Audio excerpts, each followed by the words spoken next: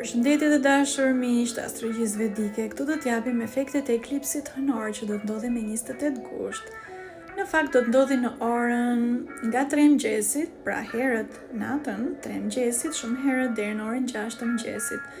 Por unë do i këshilloja si gjithmonë në çdo eklips të mos hajnë, të mos pinë, të mos shikojnë fare eklipsin dhe mundësisht në fakt unë do t'i këshilloja të mos hajnë fare deri në orën 9 të mëngjesit, pra me 28 gusht, meqenëse është eklipsi hënor.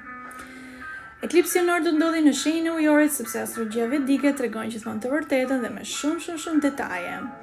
Do të ndodhi eklipsi, pra kemi hënën dhe Rahu. Rahu do të mbulojë hënën.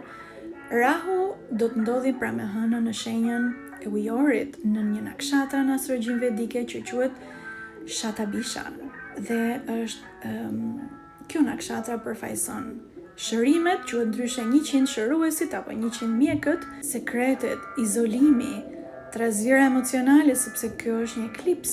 Ajo që është interesante këtu të theksojmë është që e njëjti eklips ka ndodhur pra në ujor në vitin 2007, në 27-28 gusht pikërisht. Pra kanë kaluar 19 vjet. Dhe gjërat që ne kemi filluar gjatë 19 viteve do të arrijë një kulm tani.